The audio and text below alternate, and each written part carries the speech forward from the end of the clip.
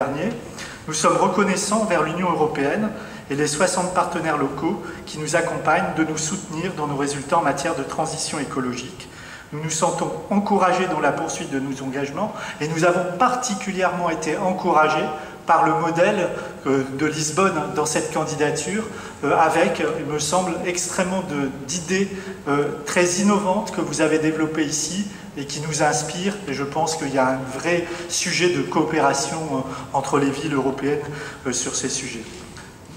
Nous avions marqué notre candidature Capitale verte européenne derrière le slogan « Taking care together ».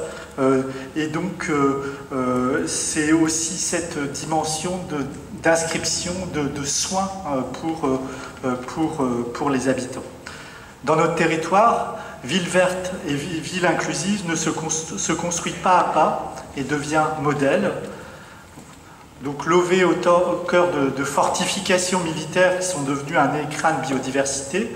Voilà, le parc de la Citadelle, c'est un espace de respiration important. C'est notre poumon vert à Lille. Donc notre poumon vert, il est militaire, c'est ça son origine, puisque c'est Vauban qui avait dessiné cette citadelle quand Lille est devenue française avec Louis XIV, et ça a permis de constituer autour de cet écrin, je dirais, un grand espace de respiration de cœur de ville. Alors, comme toutes les villes d'architecture flamande, on a été construit principalement autour du minéral, notre ville. Et aujourd'hui, la carte que vous voyez montre que un tiers de notre territoire est végétalisé. Et puis la tache verte que vous avez là-haut, c'est cette citadelle. Et il faut que nous continuions dans ce domaine. Puisque qu'est-ce qu'une ville durable finalement? Notre vision de la ville durable est celle d'un espace urbain où la nature relie les hommes. Les liaisons vertes permettent de relier les quartiers de la ville et conduisant aux espaces verts sont un enjeu sur lequel nous travaillons avec la métropole européenne de Lille, mais également avec nos voisins européens de l'Eurométropole. Nous construisons un futur plus durable au fil des années et nous créons des grands parcs urbains, des jardins publics et essayons d'améliorer aussi sans cesse les espaces pour qu'ils deviennent villes. Vos collègues, monsieur l'adjoint-maire, m'ont montré tout à l'heure les photos avant-après de la place du commerce à Lisbonne. De la même façon, ici nous avions une espèce de parking que nous transformons en plein cœur de ville, en jardin, en parc. Voilà, ça ce sont des dimensions intéressantes du travail pour des villes plus résilientes, pour des villes plus vertes. C'est le parc Jean-Baptiste Lebas à Lille. Notre parc arboré comptera 36 000 arbres en 2025. Nous avons aussi un programme que nous avons intitulé « Verdissons nos murs ». C'est la petite image que vous avez, où végétaliser c'est permis avec un permis de végétaliser que nous délivrons sur demande aux habitants. Voilà, l'idée aussi, c'est de permettre que les rues, que les espaces publics soient jalonnés de nouveaux espaces qui contribuent à rafraîchir l'espace urbain et à permettre à un habitant qui désire planter un arbuste dans la rue devant chez lui de le faire savoir à la mairie. On l'aide en creusant une fosse de plantation et la végétation prend racine. En retour, il est demandé simplement à l'habitant de prendre soin de ce qu'il construit. Afin de lutter aussi contre l'effet des îlots de chaleur, nous menons de front un programme de débétonisation et de végétalisation des cours d'école. Voilà, si on prend l'exemple de ce qui s'est fait ces dernières années, c'est 120 arbres qui ont été plantés dans 42 écoles et 15 façades aussi végétalisées dans les écoles. Donc l'idée aussi d'adoucir et de permettre aussi à travers les écoles aux enfants d'avoir un accès un peu à ces dimensions de prise en compte de la nature et de la biodiversité. Notre territoire, enfin, avec le prix de capitale française de la biodiversité en 2012, a vu s'installer depuis lors près de 14 nouvelles espèces animales et végétales qui avaient disparu. Donc la ville durable, c'est aussi un territoire citoyen où tous les acteurs, publics et privés, prennent des engagements, où la gouvernance est ouverte aux parties prenantes, à commencer par les habitants impliqués à la fois dans le changement du quotidien et dans les décisions d'avenir. Le recul du béton s'accroît avec le déploiement de jardins de poche. Les petits espaces sans usage sont transformés en jardins de quartier gérés par les habitants. Ils sont les acteurs de la ville verte lorsqu'on leur en donne les moyens. Nous venons de le vérifier encore avec un budget participatif que nous avons mis en place à Lille. À Lille, il est doté de 1,5 million d'euros. Et c'est la deuxième édition cette année de ce budget participatif qui rencontre un grand succès. Nous prenons soin de la nature comme la nature prend soin de nous. C'est que vivent de nombreuses familles à travers des jardins potagers collectifs qui sont une tradition lilloise bien implantée. De nombreux jardins dont la gestion est laissée aux habitants émergent aussi un peu partout en ville. Je ne vais pas les citer, mais pour les gens qui connaissent Lille, ce sont des choses qu'ils connaissent. On agit également pour une ville durable et nourricière. Il ne suffit plus de réduire les distances, il faut produire en ville des produits de qualité. Nous sommes engagés dans ce futur et en 2021, dans le bâtiment historique que vous avez là, qui est une ancienne serre, qui était liée à l'université de Lille, qui s'appelle le Palais Rameau, on va le transformer en laboratoire expérimental de production agricole en cœur de ville. Donc, dans cette serre du 19e, voilà. Des espaces de production agricole, des laboratoires, donc on est dans le même bâtiment, de recherche et développement, et un Living Lab permettront de développer la Green Tech, mais également de sensibiliser la population via des ateliers verts. C'est un partenariat innovant qui a été créé avec des écoles d'ingénieurs du territoire. Le déploiement de la nature au sol reste souvent contraint par les limites physiques de la ville, et donc il y a aussi tout un travail où on essaye de travailler à toutes les échelles et toutes les strates en imposant un coefficient de biotope dans le plan local d'urbanisme. Donc il y a des obligations de création d'espaces verts, et y compris sur les toits, dès lors qu'on construit un nouveau programme. Le bâtiment, par exemple, que vous avez à l'écran, qui sera livré l'année prochaine, aura 7 toitures végétalisées sur une surface de 5500 m², avec des passerelles, un potager, etc. etc. Donc ça, c'est vraiment un travail sur l'urbanisme et l'architecture contemporaine que d'essayer, je vais parler des matériaux maintenant, mais voilà, d'essayer de faire en sorte qu'on puisse, qu'on puisse avoir... je dirais, cette dimension végétale présente à chaque endroit où on peut la faire apparaître.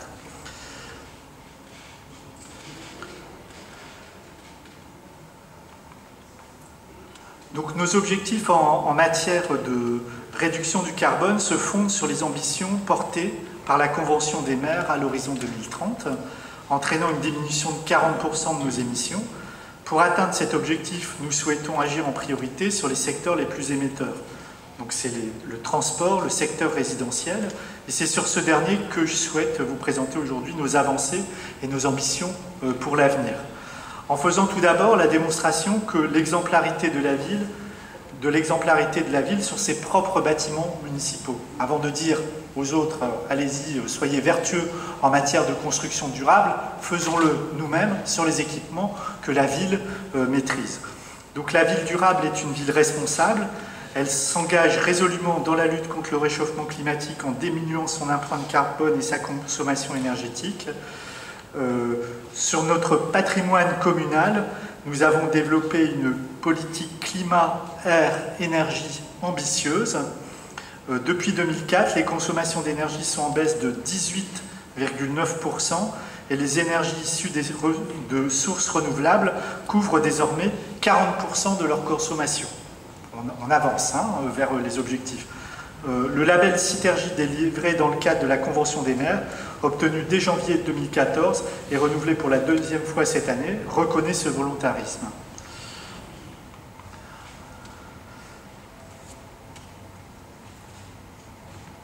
La ville durable, c'est aussi une ville solidaire, solidaire du territoire dans lequel elle prend place.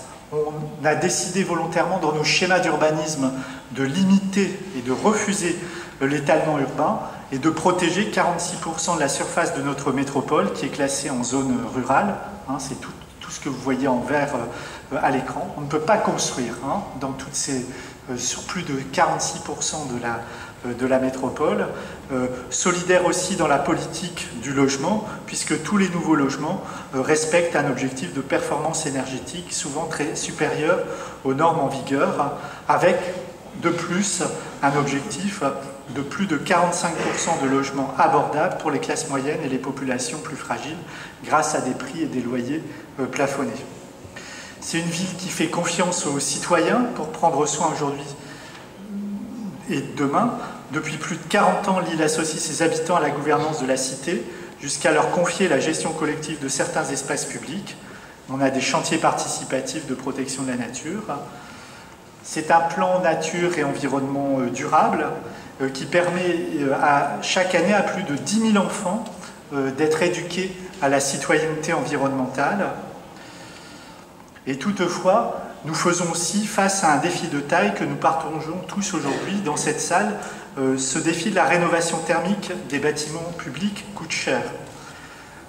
À Lille, nous avons refusé la résignation d'un exode urbain des classes populaires pour privilégier le développement d'une mixité sociale et générationnelle dans laquelle chaque citoyen trouve sa place grâce à un logement et un cadre de vie de qualité. En 10 ans, ce sont ainsi près de 16 000 logements neufs qui ont été construits, avec une obligation de respecter une très haute performance énergétique.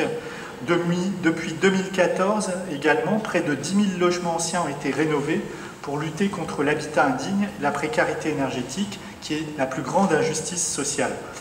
Nous cherchons à lever ce frein, car il nous faut pour cela rendre les changements possibles pour tous les habitants. Telle était notre intuition en créant dès 2013 la première maison de l'habitat durable, c'est le petit bâtiment que vous avez en haut de l'écran, qui est un équipement public qui met gratuitement à disposition des habitants des conseils juridiques, techniques, économiques pour les accompagner dans la rénovation énergétique de leur logement. Un enjeu d'autant plus important que l'habitat ancien représente 64% des logements à Lille. Mais là aussi, il faut changer d'échelle et la rénovation thermique des maisons 1930, qui est caractéristique de l'habitat ancien sur la métropole, doit être standardisée pour être massifiée. Donc là, ce que vous avez à l'image, c'est un modèle de dire comment, à partir d'une ossature d'une maison de 1930, qui est l'habitat traditionnel que l'on trouve dans la ville de Lille, on peut fabriquer un système modulaire de maisons pour demain qui pourrait être massifié. Donc c'est une maison taille échelle taille 1 qui a été réalisée avec des écoles d'architecture et d'ingénieurs et qui a été lauréate du concours européen Solar Décathlon que vous connaissez peut-être.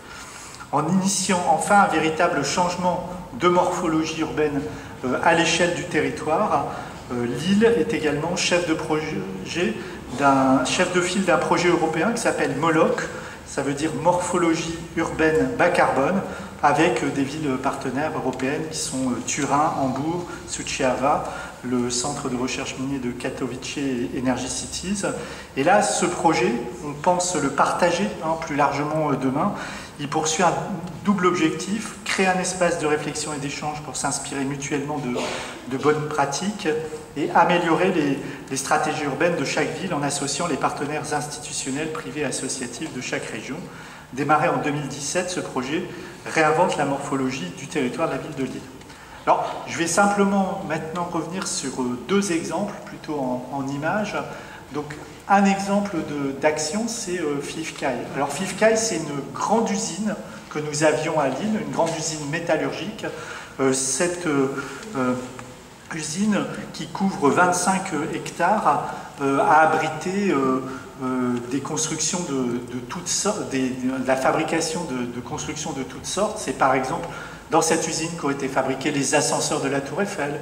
C'est dans cette usine qu'ont été fabriqués les éléments de Tower Bridge à Londres. C'est dans cette usine qu'ont été construites des tonnes et des tonnes de locomotives à vapeur qui ont nourri le monde. C'est dans cette usine qu'a été mis au point le premier métro automatique, le VAL, qui a été construit dans cette usine. C'est dans cette usine aussi qu'ont été fabriqués les tunneliers du tunnel sous la Manche. Donc c'était une très grande usine métallurgique, Fifkai, qui a fermé ses portes en 2000 et libérant 25 hectares de halles dans la ville. Voilà, que faire?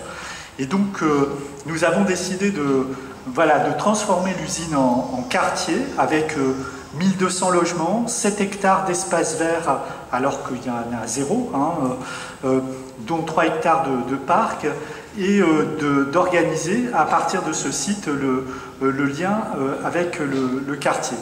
Alors ce qui est aussi intéressant dans la démarche autour de ce site, c'est qu'on a introduit aussi une dimension comment faire un projet urbain en réutilisant sur place les matériaux de l'usine. Donc, et réduire au maximum la production des déchets, presque arriver à une production zéro de déchets. Et donc, d'une part, plusieurs bâtiments ont été réhabilités, les halles sont reprises sur place, mais de la même façon, les pavés de l'usine sont réutilisés pour faire les futurs espaces publics. I have 2 minutes. Et dans cette usine, donc voilà, je vous la passe en image, il y a eu aussi tout un travail pour organiser un écosystème autour de la nourriture, d'une école hôtelière, d'une école de restauration, d'une halle gourmande avec un food court et associer tout ça à un module expérimental d'agriculture urbaine. Donc c'est de dire comment la matière d'une ancienne usine devient la matière d'un futur quartier avec des modules expérimentaux d'agriculture urbaine qui vont être implantés à l'intérieur du site. Alors, autre exemple, donc c'est le quartier Concorde, qui est un quartier aujourd'hui dans lequel ici nous avons un habitat social classique, mais avec énormément de nuisances qui sont générées par la proximité d'un boulevard périphérique. Ce quartier est classé comme dans un programme national en France qui s'appelle le nouveau programme de rénovation urbaine, le NPNRU. Et là, l'objectif dans ce site est de travailler en fait à faire un quartier à santé positive où on va vraiment travailler sur l'atténuation de tout ce qui est pollution de l'air, pollution liée au bruit, etc., pour redessiner les espaces urbains, pour créer des nouvelles activités économiques qui s'appuient sur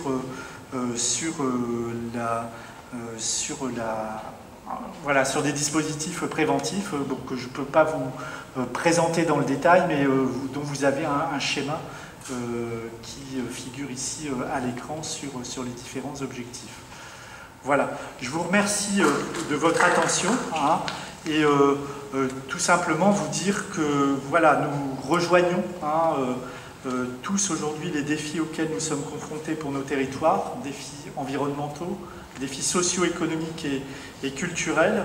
Comme j'ai tenté de vous l'exposer au sein de cette présentation, nous nous assurons que la transition écologique rime avec justice sociale, et donc vous dire que la ville durable doit être une ville socialement juste, écologiquement forte.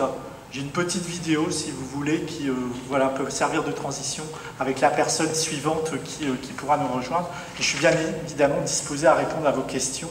Je suis désolé d'avoir été un peu bavard.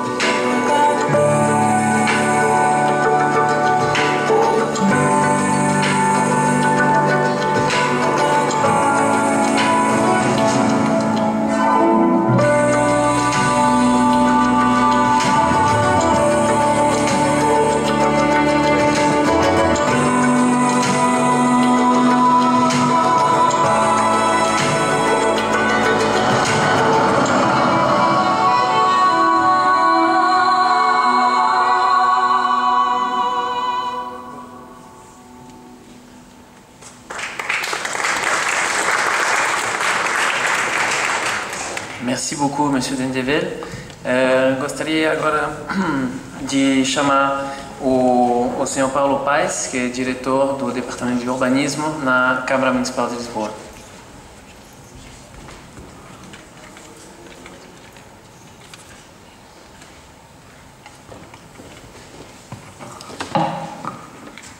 senhoras, meus senhores, muito obrigado. Talvez seja um pouco estranho um português a falar português para franceses e com uma apresentação escrita em inglês, mas eu creio que talvez a apresentação em inglês acabe por ser mais fácil para os portugueses e para os franceses entenderem o que lá está escrito nos slides. Trago uma apresentação sobre os desafios para o planeamento urbano na cidade de Lisboa, ao nível do desenvolvimento sustentável. Primeiro, os desafios para a cidade, e o primeiro desafio da cidade de Lisboa, que está integrada numa área metropolitana, é um desafio metropolitano. A cidade de Lisboa representa cerca de 500 mil de habitantes, numa área metropolitana 2,8 milhões de habitantes. E uma área metropolitana que tem crescido de uma forma relativamente assimétrica nas várias décadas, e que estão ali registados nos vários intervalos intercensitários, em que não tem havido um crescimento muito expressivo da área metropolitana. No último intervalo intercensitário cresceu apenas 6% na globalidade, mas numa área metropolitana que se desenvolveu através de uma transferência de população entre municípios, com um forte esvaziamento da população na área central da área metropolitana para os municípios da periferia, cada vez para uma periferia mais longínqua. Isto é um modelo de desenvolvimento que não é sustentável ao nível da área metropolitana, porque obviamente estamos a estender redes de equipamentos, estamos a estender redes de acessibilidades, não para servir mais população, mas para servir, no fundo, uma dispersão da população sobre a área metropolitana. E, portanto, a ideia da cidade compacta e retomar a cidade compacta e reocupar o centro metropolitano é, de facto, um desafio que se coloca não só à cidade de Lisboa, mas à sustentabilidade de toda a área metropolitana. Outro desafio é a questão da ilha de calor. Este é um mapa da ilha de calor que foi estudado para a revisão do Plano Diretor Municipal. Nós, neste momento, temos em desenvolvimento um projeto denominado Ondas de Calor, em que estamos, de uma forma mais fina, a mapear as ondas de calor e as ilhas de calor urbano dentro da cidade de Lisboa, não apenas para o clima atual, mas também para a projeção do clima futuro, até 2100, não apenas para a cidade atual, mas para um cenário de desenvolvimento da cidade futura e numa perspectiva de podermos não só quantificar os efeitos das alterações climáticas e os efeitos do processo de urbanização na cidade e transformação da cidade, mas também numa perspectiva de podermos ensaiar soluções alternativas, vendo qual é o contributo que essas soluções alternativas podem ter para o combate à ilha de calor e, naturalmente, às ondas de calor. Queria referenciar que dentro da cidade nós chegamos a ter diferenciais à mesma hora de 4 graus centígrados e muitos perguntarão, e que malta é isso, haver uma diferença de 4 graus centígrados entre o Parque de Monsanto e aqui a área mais central da cidade. Mostro-vos aqui um estudo que foi feito no âmbito da saúde humana e no caso de Lisboa, isto varia de geografia para geografia, no caso de Lisboa a partir de 29,3 graus centígrados, por cada grau a mais há incidência de doenças sobre as pessoas e particularmente sobre os mais velhos. E estamos a falar de uma cidade particularmente envelhecida, que em 2011 23,9, portanto quase um quarto da população tem 65 e mais anos. Portanto, 4 graus de temperatura faz a diferença sobre o ponto de vista do efeito da saúde humana. E particularmente sobre as populações mais desfavorecidas, que não têm, obviamente, ar-condicionado em casa e que não têm... e que têm casas de pior qualidade e, portanto, que não estão preparadas para absorver este diferencial térmico.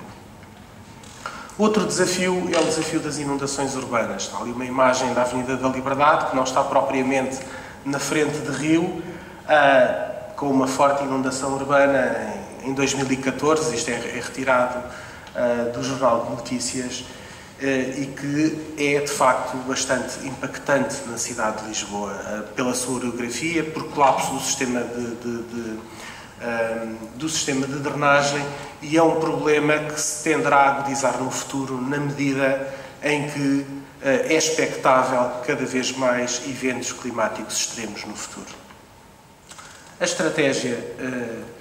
Bom, queria começar por dizer que a Lisboa é nova. Em 2008 começou por desenvolver uma estratégia energético-ambiental. Essa estratégia energético-ambiental foi muito focada, como é natural, na primeira geração de políticas de combate às alterações climáticas, na mitigação. E o grande salto que quisemos dar através do novo Plano Diretor Municipal da cidade, em 2012, foi juntar à estratégia energético-ambiental uma estratégia também de adaptação às alterações climáticas. Começar a repensar o território sobre o ponto de vista da adaptação. Primeiro, o reconhecimento do sistema úmido em toda a sua plenitude, nas áreas edificadas e não edificadas, e criar regulamentação sobre o sistema úmido da cidade e o pensar 3 macro-corredores ecológicos conceptuais, centrados no Parque de Monsanto, espaço central da estrutura ecológica municipal, e através dele a criação de 3 macro-corredores na cidade. E a ideia foi também não olhar, tal como os planos urbanísticos no passado, para a cidade de Lisboa como se fosse uma ilha. Foi olhar para a cidade de Lisboa como estando integrado num território metropolitano e pensar a estrutura ecológica numa estrutura ecológica contínua e que promova a ligação entre o sistema ecológico urbano da cidade e o sistema e a rede ecológica metropolitana. E, portanto, foi nessa perspectiva também que tivemos a planear, e por isso mostra ali a imagem da rede ecológica metropolitana que está marcada no Plano Regional de Ordenamento do Território da Área Metropolitana de Lisboa. Aumentamos fortemente no Plano Diretor Municipal a área de espaços verdes, apesar da cidade se ter urbanizado desde 94 a 2012, obviamente que a cidade urbanizou-se. Muitos espaços que estavam expectantes foram urbanizados. Apesar disso, houve aqui um esforço de aumento dos espaços verdes. E o aumento dos espaços verdes, pela primeira vez, também se dá à custa de uma ideia de desurbanização de algumas áreas, particularmente das áreas de vale. Posso-vos dizer que uma das coisas que fizemos em 2012 foi anular operações de loteamento que estavam aprovadas. No Alto da Ajuda, mesmo ao lado da Universidade, do polo da Universidade, na altura a Universidade Técnica, hoje a Universidade de Lisboa, estava previsto um grande loteamento, promovido pela então EPUL, que nós anulámos e transformámos aquele espaço em espaço verde, ligando, de facto, ao Vale do Rio Seco. Houve uma perspectiva também de desurbanização no Vale de Chelas, que é o segundo vale mais importante na cidade, e foram criadas também regras no próprio Plano Diretor Municipal de desocupação dos jardins privados, dos logradouros, transferência de edificabilidade existente em espaços verdes, através do sistema de créditos de construção, para precisamente permitir e ajudar a permitir uma perspectiva de desurbanização nas áreas particularmente mais sensíveis. Eu acho que esse foi um dos dados novos que viemos a introduzir. Densificamos a presença do verde na cidade, marcando ao nível do Plano Diretor Municipal os grandes eixos arborizados na cidade e, portanto, densificando particularmente a presença do verde nas áreas mais densamente urbanizadas da cidade, na área mais central, sendo que muitas vezes todo o projeto de requalificação do espaço público que foi operado nesta área do Planalto Central da cidade veio ao encontro de dar continuidade também dos sistemas ecológicos. Se pensarem que o primeiro parque verde da cidade é o Parque de Monsanto e o segundo é o Parque da Bela Vista na zona oriental, nós, através do corredor verde do parque que liga o Parque da Bela Vista às Olaias, que também foi feito à custa da anulação de 2 loteamentos urbanos que estavam aprovados nas Olaias, sobre esse corredor verde que hoje já está concretizado, na Afonso Costa, mesmo em frente aos serviços sociais da Câmara,